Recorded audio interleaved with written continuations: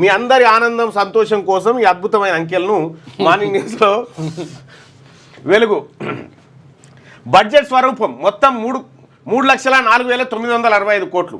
రాష్ట్ర పన్ను ఆదాయం అంటే రాష్ట్రంలో ఉన్నటువంటి ప్రజలందరూ ఉన్నారు కదా, మీరు ఉప్పు మీద, పప్పు మీద, పెట్రోల్ మీద, అన్నిటి మీద పన్నులు కడతారు కదా, ఆ పన్నుల ద్వారా రాష్ట్ర ప్రభుత్వానికి ఎంత జమ అవుతుంది? మనం అందరం కట్టే పన్నులతోటి 1,45,419 కోట్లు జమ అవుతుంది. ఇక కేంద్రం నుంచి రాష్ట్ర పన్నుల వాటా, మనం కేంద్రానికి కూడా కొన్ని పన్నులు కడతాం, అందులోకేని కొంత మొత్తం మళ్ళీ వాపసు వస్తుంది. ఇది తెలంగాణలో ఉన్నటువంటి జనం మైలపోలే ఇదంతా అంతే. ఇక పన్నేతర ఆదాయం అంటే మరి ఇది ఎట్లా వస్తుంది? భూములు అమ్మాలి, లేకపోతే ఇంకేదైనా కార్యక్రమాలు చేయాలి, రిజిస్ట్రేషన్లు అవి ఉంటాయి. ఇది కూడా గ్రాంటీనేడ్ కూడా అట్లాంటిది. ఇవి కాకుండా ఇక అప్పులు, ఇవి కాకుండా కొత్తగా అప్పులు తెస్తారు. ఎవరి పేరు మీద? ఇగో ఈ ప్రజల పేరు మీద అప్పులు తెచ్చి మొత్తానికి 3,04,965. ఇంట్లో రేవంత్ రెడ్డి గారు ఉన్నా ఇంకొకరున్నా చేసేది గిదే. దీనికి అద్భుతమైన బడ్జెట్. ఎవరైనా మీరు చూడండి, ప్రభుత్వము బడ్జెట్ పెట్టి ఏదో రంగాన్ని డెవలప్ చేసినట్టుగా అనిపిస్తుంది, కానీ ఏ రంగాన్ని చేయదు. నువ్వు ఇతర రాష్ట్రాలతో పోల్చుకుంటే ఈ బడ్జెట్లకు పొంతన గింతన ఏముండదు. పల్లెకు ముల్లె పోతా ఉందట, చూసుకో. ఈ బడ్జెట్ తోటి పల్లెకు ముల్లె పోతుండవు. ఈయనే ముల్లె లేదు. ఈ సుట్ కేసుల్లో ఏం లేదు, వట్టియే కాగితాలు. ఈ పల్లెకు ముల్లె పోతుందని పబ్లిక్ను ఇగో ఇంట్లో పల్లెకు ముల్లె, ఇంకో దాంట్లో ఇంకోటి హామీల గ్యారంటీ, అది ఇంకోటి. ఇక అందరు రాసిరు కదా, మరి మేము రాయొద్దా? రాష్ట్ర బడ్జెట్ ఇగో ఇంత. ఆ తర్వాత ఇగో 6 గ్యారంటీలకే ప్రాధాన్యం. అభివృద్ధి, సంక్షేమం, సుపరిపాలన, ప్రగతి బాట, సంక్షేమ పూదోట. మంచి టైటిల్ పెట్టిరు. అన్నం పల్లెం గుంజేసి, ఇదేంది ఉల్టా రాస్తుంది, ఉల్టా ఉంది. బడ్జెట్ రానట్టుందిగా, 2 పేపర్ ఇచ్చిండ్రా. ఇంకొకటి ఏముంది? బడ్జెట్ ఎడిపోయిందో చూద్దాం, ఆందాకు వచ్చినప్పుడు ఆలోచన చేద్దాంలే. కానీ ఇట్లా ఎంత అందమైన టైటిల్స్, డిజైన్లు, గ్రాఫిక్ డిజైన్లు ఇవన్నీ ఉంటాయా ఈ పేపర్లకే. ఆచరణలో ఇంత సినిమా సీను ఏం ఉండదు. ఇక్కడ రాష్ట్ర బడ్జెట్లో గ్రామాలకే 60% పైగా నిధులు. రైతులు, మహిళలు, యువ సంక్షేమానికి టాప్ ప్రయారిటీ. 6 గ్యారంటీలోని 9 స్కీమ్లకు 56,084 కోట్లు. 3.04 లక్షల కోట్ల భారీ బడ్జెట్ను ప్రవేశపెట్టిన బట్టి విక్రమార్క. తెలంగాణ రైజింగ్కు ఊతమని ముఖ్యమంత్రి రేవంత్ రెడ్డి గారు చెప్తా ఉన్నారు. రాష్ట్ర బడ్జెట్లో పల్లెలకు నిధుల వరద పారిందట మస్తుగా. అత్యధికంగా పంచాయతీరాజ్ శాఖకు 31,605 కోట్లు ఇచ్చిన ప్రభుత్వం రైతు భరోసా కోసం 18,000 కోట్లు కేటాయించింది. ఈ 2 పద్ధతుల కిందే సుమారు 50,000 కోట్లు గ్రామాలకు చేరనున్నాయి. ఇవే కాదు, మెజారిటీ శాఖలకు కేటాయించిన నిధుల్లో చాలా భాగం అటు తిరిగి ఇటు తిరిగి పల్లెబాట పట్టాయి. మొత్తం బడ్జెట్లో 60% నిధులు గ్రామాల్లోని రైతులు, మహిళలు, యువత సంక్షేమే లక్ష్యంగా ప్రభుత్వం కేటాయింపులు జరిపింది. 2025-26 ఆర్థిక సంవత్సరానికి గాను రాష్ట్ర బడ్జెట్ను బుధవారం అసెంబ్లీలో డిప్యూటీ సీఎం బట్టి విక్రమార్క ప్రవేశపెట్టారు. మొత్తం 3,04,965 కోట్లతో ప్రభుత్వం ఈ బడ్జెట్ను ప్రతిపాదించగా ఇది గతేడాది కన్నా దాదాపు 5% అదనం. పల్లెలు బలపడితేనే రాష్ట్రం బలోపేతమవుతుందని బట్టి విక్రమార్క పేర్కొన్నారు. దశాబ్ద కాలం పాటు తెలంగాణ ఆర్థిక అరాచకత్వానికి గురైందన్నారు. తొలి ఏడాదిలోనే తమ ప్రజాప్రభుత్వం ఎన్నో సవాళ్లను ఎదుర్కొందని, ప్రజా సంక్షేమానికి కట్టుబడి ముందుకు సాగుతున్నదని తెలిపారు. కాగా పంచాయతీరాజ్ శాఖ ద్వారా ఇప్పుడు ఒక పని చేద్దాం బాయ్ సాబ్, ఇప్పుడు ఈ బడ్జెట్ ఉంది కదా, ఈ బడ్జెట్ ఎంతమందికి అర్థమైంది? ఒకసారి మీకు అర్థమైందా? అర్థమైందని, కాకపోతే కాలేదని చెప్పండి దయచేసి. మళ్ళా ఉన్నట్టు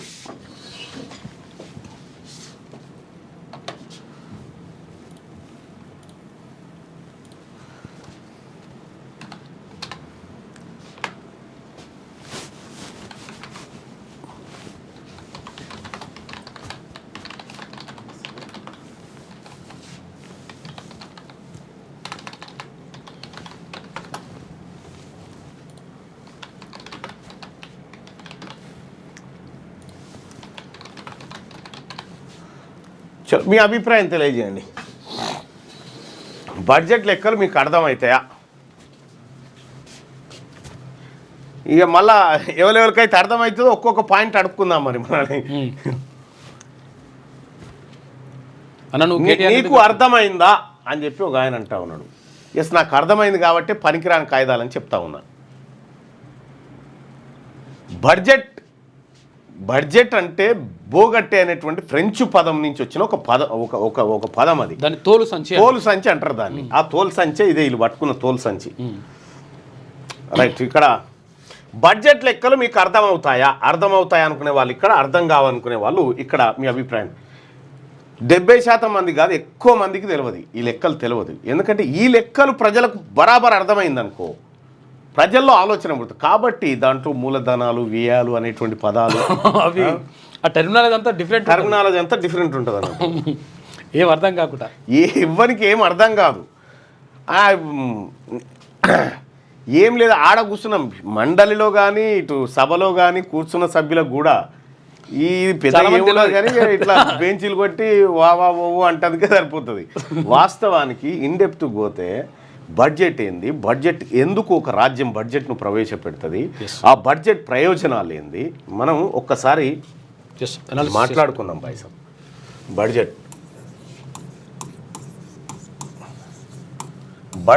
బడ్జెట్ అనేది ఇప్పుడు ఒక ప్రభుత్వం ఎట్లా పెడితే ఒక ఇంటికి కూడా బడ్జెట్ ఉంటుంది. ఒక ఇంటికి సపోజ్ నేను నెలకు ఒక 20,000 సంపాదిస్తా, ఏడాదికి 2,40,000 రూపాయలు సంపాదిస్తాను. ఈ 2,40,000 రూపాయలతోటి నేను పిల్లల ఫీజులకు ఒక 60,000 రూపాయలు కేటాయిస్తా, ప్లస్ ఈ ఇంటి రెంట్ కోసం ఒక 50,000 రూపాయలు కేటాయిస్తా. ఇది నేను సేవింగ్స్ చేస్తా. ఇవి నేను ఇంట్లో పాలకు, ఉప్పులకు, తొక్కులకు, ఇంట్లో గ్రాసరీస్ కోసం, ఇవేమో ఇన్వెస్ట్మెంట్ పర్పస్. ఇట్లా డివిజన్ చేస్తారు. ప్రతి రాజ్యం కూడా ఇట్లా రాసుకోవాల్సిందే బడ్జెట్ని. అయితే కాకపోతే ఏంటంటే రాబోతున్నటువంటి ఆదాయానికి పెట్టబోతున్నటువంటి ఖర్చు బడ్జెట్. సో దాంట్లో ఏ రంగానికి ఎంత పెడతామని మనం ఇంట్లో పప్పుకింత ఉప్పుకింత అని ఎట్లా పెట్టుకుంటామో ఇది కూడా అట్లే ఉంటుంది అన్నమాట. అయితే విషయం ఏంటంటే బడ్జెట్ను ఎట్లా పెట్టాలి. ఇప్పుడు రాష్ట్ర ప్రభుత్వాలు బడ్జెట్ని ఏ యాంగిల్లో ఖర్చు పెడతాయంటే ఓటు రూపంలో ఖర్చు పెడతాయి. సంక్షేమం అనేటువంటి మాటున ఓటు రూపాన్ని, ఓటు అనేది ఇప్పుడు సపోజ్ చెప్తా ఉన్నా, రైతుల దగ్గర ఓటు లేదనుకో, ఈ బడ్జెట్లో వాళ్ళకి ఏమన్నా ఇస్తారా? ఉండదు. ఎందుకంటే వీళ్ళ దగ్గర ఓటు ఉంది కదా, వీళ్ళు మళ్ళీ ఓటేయాలంటే వీళ్ళకి మేము తాయిలం ఇవ్వాలి కాబట్టి ఇట్లా ఇస్తారు. వాస్తవానికి బడ్జెట్ అనేది పెట్టాల్సింది సంక్షేమం అంటే వెల్ఫేర్ కొంత చూస్తూనే. ఇప్పుడు ఇండస్ట్రీస్ ఉన్నాయి, ఇండస్ట్రీస్ నెలకొల్పడం ద్వారా ఉపాధి పెరుగుతుంది. ఉపాధి పెరిగినాక అతడు ఏం చేస్తాడు, ప్రభుత్వానికి పన్నులు కడతాడు, కొనుగోలు శక్తి పెరుగుతుంది. ఇక్కడ మనం ఏం చేస్తా ఉన్నాము, ఇక్కడ లేలే నువ్వు అటుపోకి ఇటుపోకు, నువ్వు ఇంట్లోనే నువ్వు ఇస్తా కదా నేను ఇస్తా కదా సబ్సిడీలు, నేను ఇస్తా కదా నువ్వు అని ఈ రకంగా. దీనివల్ల దేశం దివాలా తీస్తుంది. దేశం కాదు, ఆ ప్రాంతం అంతా దివాలా తీస్తుంది. ఇవన్నీ దివాలా బడ్జెట్లు అన్నట్టు. మన దేశంలో పెట్టేటువంటి బడ్జెట్లన్నీ మ్యాక్సిమం దివాలా బడ్జెట్లు. ఇక్కడ మనం గమనించాల్సినటువంటి అంశం, కీలకమైన పాయింట్ ఏంటంటే ఈ డబ్బు రాష్ట్ర ప్రభుత్వాలు అప్పు రూపంలో తీసుకొచ్చిన, పన్నుల రూపంలో జమ అయినా అదంతా ప్రజలదే. అంతా ప్రజలదే. ఆ ప్రజలకు వచ్చినటువంటి, ప్రజలు కట్టేటువంటి పన్నుల ద్వారా మనం సపోజ్ చెప్తా ఉన్నాం ఎట్లొస్తుంది ఆదాయం ప్రభుత్వానికంటే. నువ్వు ఒక ఉద్యోగి అనుకో, ఇప్పుడు సపోజ్ సుదర్శన్ ఉన్నాడు, సుదర్శన్ ఉద్యోగి, ఈయనకు జీతం వస్తుంది. ఈయన వచ్చినటువంటి జీతం మీద ట్యాక్స్ కడతాడు. ఏది? వేతన పన్ను. వేతనం వస్తుంది కదా, వేతనం మీద పన్ను కడతాడు. ఇప్పుడు ఈయనకు మిగిలేటువంటి డబ్బులు ఉంటాయి కదా, మిగులు డబ్బు సంపాదించినందుకు పన్ను కడతాడు, డబ్బు ఖర్చు పెట్టడానికి పన్ను కడతాడు. ఇప్పుడు ఈ మిగుల్లో సపోజ్ వస్తువులు కొంటాడు. ఏది? కిరాణా షాప్లో వస్తువులు కొంటాడు. ఇందులో కొనే ప్రతి వస్తువు మీద పన్ను కడతాడు. ప్రతి వస్తువు మీద పన్ను, ఉప్పు మీద, తొక్కు మీద, అన్నిటి మీద. ఈయన పెట్రోల్ పోసుకున్నాను అనుకో, దీని మీద వ్యాట్ కడతాడు, వాల్యూ యాడెడ్ ట్యాక్స్ కడతాడు. ఇట్లా సంపాదించిన పన్నే, ఖర్చు పెట్టిన పన్నే. సంపాదించిన పన్నే, ఖర్చు పెట్టిన పన్నే. ఇదంతా డబ్బు ఎవరిది? ప్రజలది. ఈ ప్రజల డబ్బును ప్రజలకు పంచేది కాడ చమత్కారాలు. ఒక ఆయన ఏది పావురాన్ని ఇళ్ళకేం తీస్తాడు, ఒక ఆయన ఇళ్ళకేం తీస్తాడు, ఒక ఆయన వెనకకేం కూస్తాడు. చూడు, ఇదే మాయా మచ్చింద్ర లెక్కలు. ఇంతకు మిక్కిలు ఏముండయి. ఈ దేశంలో ఒక్క మనిషి ఎన్నిసార్లు పన్ను కట్టాలి? తను నెలకు 30,000 రూపాయలు సంపాదిస్తే దాని మీద టీడీఎస్ కట్ అవుతుంది. ఆ డబ్బుతోటి పిల్లలకు ఏమైనా పిల్లలకు ఫీజులు కట్టాలన్నా, పిల్లలకు బట్టలు కొనాలన్నా, పిల్లలకు షూస్ కొనాలన్నా, జిఎస్టీలు, మందులు కొనాలన్నా, ఏది కొనాలన్నా మీరు పన్నులే, ట్యాక్స్ ఉంటుంది. వాస్తవానికి పెట్రోల్ ఉందా? పెట్రోల్కి జిఎస్టీ ఉండదు. ఎందుకు? ఒకవేళ జిఎస్టీ స్లాబ్లోకి పెట్రోల్ని తీసుకొస్తే అది 25-30 రూపాయలకు లీటర్ అవుతుంది, తక్కువ ధర అవుతుంది. దానికి ఏం చేసారు? వాల్యూ యాడెడ్ ట్యాక్స్ అని పెట్టారు. అంటే ఇప్పుడు 110 రూపాయలు ఉంటుంది కదా పెట్రోల్, ఈ వాల్యూ యాడెడ్ ట్యాక్స్. ఎక్కువ లాభాలు వచ్చే కాడ ఇది పెట్టరు. ఇప్పుడు మద్యం ఉంది, మద్యం మీద పెట్టరు ఇది, దానికి వేరే మళ్ళా దానికి వేరే మద్యంను, ఆ తర్వాత పెట్రోల్, ఈ పెట్రోల్, ఈ రెండింటిని జిఎస్టీ పరిధిలోకి తీసుకొస్తే గుడ్లేలో వేస్తుంది సర్కార్. అంతే, సర్కార్ గుడ్లేలో పెట్టుడు తప్ప ఏం ఉండదు అందులో. దశాబ్ద కాలం పాటు తెలంగాణ ఆర్థిక అరాచకత్వానికి గురైందన్నారు. తొలి ఏడాదిలోనే తమ ప్రజాప్రభుత్వం ఎన్నో సవాళ్లను ఎదుర్కొందని, ప్రజా సంక్షేమానికి కట్టుబడి ముందుకు సాగుతున్నామని తెలిపారు. కాగా పంచాయతీరాజ్ శాఖ ద్వారా గ్రామాల్లో రోడ్లు, మంచినీళ్లు, ఇతర సవలతులు కల్పించనున్నట్లు బడ్జెట్లో ప్రభుత్వం ప్రకటించింది. ఇరిగేషన్ శాఖలో పెండింగ్ ప్రాజెక్టులు పూర్తి చేస్తామని, హౌసింగ్ శాఖ ద్వారా ఇందిరమ్మ ఇండ్ల నిర్మాణం లాంటి అభివృద్ధి కార్యక్రమాలు చేపడతామని తెలిపింది. రైతు భరోసా, ఇందిరమ్మ ఆత్మీయ భరోసా, మహిళల వడ్డీ లేని రుణాలు వంటి అంశాలకు తాజా బడ్జెట్లో పెద్ద మొత్తంలో నిధులు కేటాయించింది.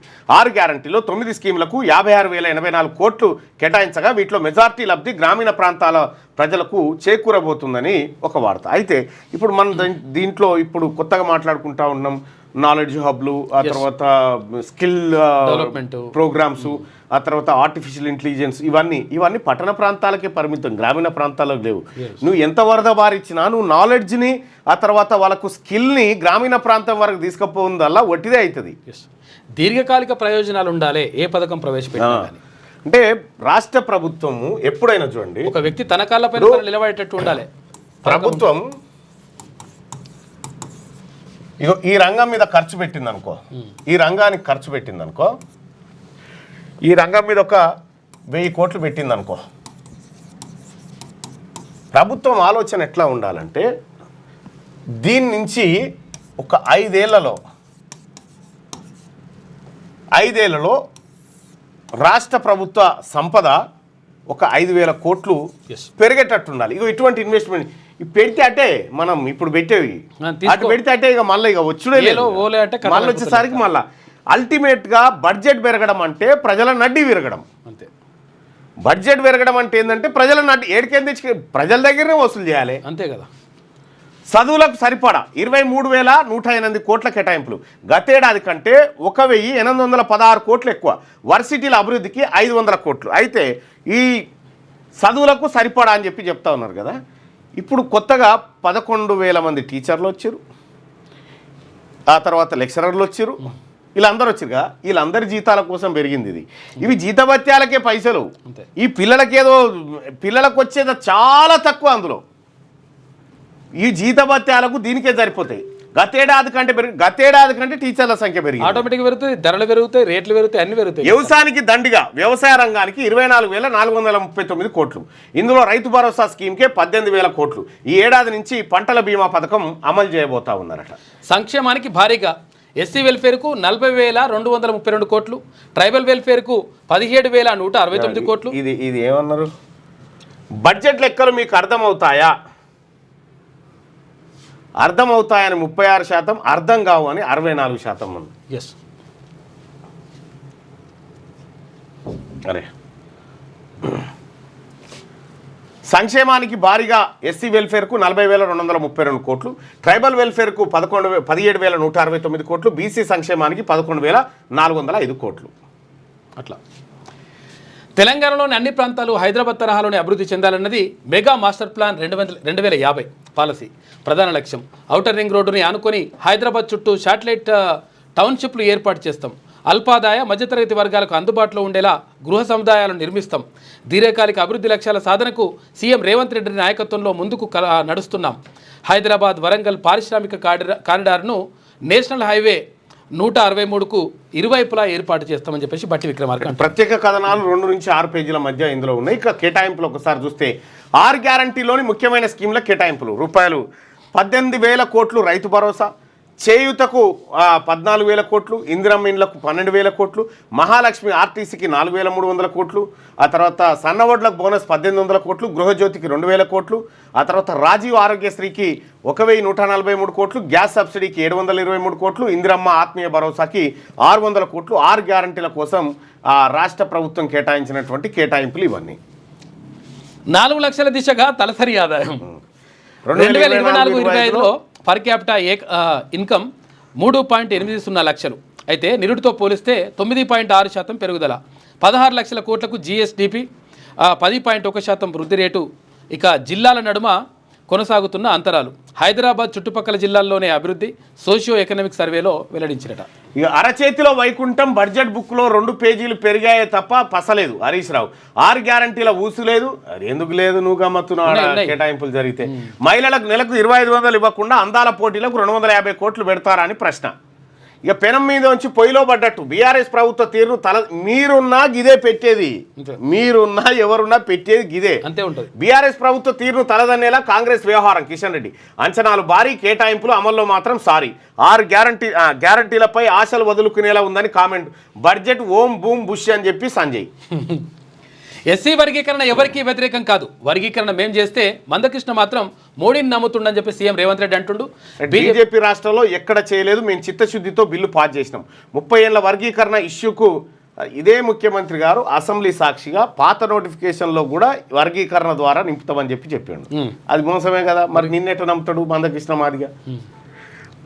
మీరు చెప్పిన మాట మీరే తప్పితే ఈ నోటిఫికేషన్లో కూడా ఎన్ని ఒత్తిళ్లు వచ్చినా వెనక్కి తగ్గలేదు. ఎవరు చేసిరు ఒత్తిళ్లు? వాళ్ళ పేర్లు చెప్పు. ఒత్తిళ్ళు ఎవరు వచ్చారు? బీసీల సెన్సస్ చేస్తామంటే అనేకమైన ఒత్తిళ్ళు అంటాడు, ఎస్సీ వర్గీకరణ చేస్తే అనేక ఈ ఒత్తిళ్ళు చేసేటోళ్ళు ఎవరు? ఇక్కడ తెలంగాణ రాష్ట్రంలో మెజారిటీ ప్రజలు ఎస్సీలు. ఏది ఆ వర్గంలో మాదిగలు మెజారిటీ స్థానంలో ఉంటారు. మెజారిటీ 2 కోట్ల మంది బీసీలు. ఈ 2,50,00,000 మందికి సంబంధించినటువంటి అంశంలో ఒత్తిళ్ళు తెచ్చిన వాళ్ళు ఎవరు? ఒత్తిళ్ళు వస్తున్నాయట. ఇక నోటిఫికేషన్లు వస్తాయి, నిరుద్యోగులు ప్రిపేర్ కావాలని సూచన. ఉన్నాయని 53,000 ధన ఈడబ్ల్యూఎస్ కోటా కింద భర్తీ చేసుకొని ఇక ఇప్పుడు తాలు అంతే. ఇక నోటిఫికేషన్లు వస్తాయి, ఉద్యోగులు ప్రిపేర్ కావాలని సూచన. ముఖ్యమంత్రిని సన్మానించిన ఎస్సీ సంఘాల నేతలు. ఇక సునీత విలియమ్స్ వచ్చేసింది ఫ్లోరిడా వద్ద సముద్రంలో సేఫ్గా. ఇదంతా ఇక పాత వార్తనే, నిన్ననే మనం చూసుకున్నాం. సన్నబియ్యం పంపిణీకి రెడీ, వచ్చే నెల నుంచి రేషన్ షాపుల ద్వారా జనానికి. స్టాక్ పాయింట్లకు చేరుతున్న రైస్, కొత్త కార్డులతో కలిపి ఏడాదికి 22 లక్షల టన్నులు అవసరమని అంచనా. సన్నబియ్యం ఈసారి రేషన్ కంట్రోల్ దుకాణాల నుంచి సన్నబియ్యం పంపిణీ చేస్తారట. వచ్చే మార్చి నాటికి రాష్ట్ర అప్పు 7,46,600 కోట్లు. ఈ ఏడాది ఎఫ్ఆర్బిఎం పరిధి 69,639 కోట్లు. గత సర్కార్ అప్పులకు ఈసారి వడ్డీలు 19,369 కోట్లు. వడ్డీలే ఖాళీ. గతంలో కేసీఆర్ చేసిపోయిన అప్పుకు మిత్తి కింద 19,369 కోట్లు. ఇవి కాకుండా అంటే ఇవి తెలంగాణ రాష్ట్రంలో రైతులకు భరోసా పథకం కింద ఇచ్చే ఒక బడ్జెట్ అంతా. ఈ కిస్తీలకు మరో 47,000 కోట్లు చెల్లించాల్సిందే. రాష్ట్ర అప్పులు 2026 మార్చి నాటికి 7,46,000 రూపాయలకు చేరుకోబోతా ఉందట. 7,46,000 కోట్లకు చేరనున్నాయి. ఇందులో గత 10 ఏళ్ల అప్పులతో పాటు ఏడాదిన్నర నుంచి ప్రభుత్వం చేసినవి కూడా ఉన్నాయి. 2025-26 ఆర్థిక సంవత్సరంలో 69,639 కోట్ల మేర అప్పులు తీసుకోవాలని రాష్ట్ర ప్రభుత్వం ప్రతిపాదించింది. ఈ మొత్తం కూడా ఎఫ్ఆర్బిఎం పరిధిలోనే తీసుకోనున్నది. దీంతో ఎఫ్ఆర్బిఎం పరిధిలో ఉన్న అప్పులు మొత్తం 5,04,000 కోట్లకు చేరుతుంది. జిఎస్డిపిలో ఈ మొత్తం 28.1%. గత 14 నెలల కాలంలో రాష్ట్ర ప్రభుత్వం గ్యారంటీ అప్పులను చేయలేదు. అయితే గత బీఆర్ఎస్ ప్రభుత్వం గ్యారంటీ కింద వివిధ కార్పొరేషన్లు, ఇన్స్టిట్యూషన్లు, స్పెషల్ పర్పస్ వెహికల్స్ కింద తీసుకున్న అప్పులు 2,41,528 కోట్లు అప్పు ఉందట. ఈ అప్పు ఎవడు కడుతున్నాడా? ఆయన చేసిన ఆయన కట్టుకుంటారని మనం అనుకుంటాం, కానీ మనమే కట్టాలి. లేటెస్ట్ న్యూస్ తెలుగు మరియు ఇంగ్లీష్ అప్డేట్స్ కోసం ఇప్పుడే క్యూన్యూస్ అఫీషియల్ యాప్ ని ప్లే స్టోర్ నుండి డౌన్లోడ్ చేసుకోండి. సరికొత్త సమాచారాల కోసం క్యూన్యూస్ వెబ్సైట్ ని ఫాలో అవ్వండి. ఛానల్లో ప్రాంతీయ, జాతీయ, అంతర్జాతీయ వార్తలు వీక్షించండి. లైక్ చేయండి.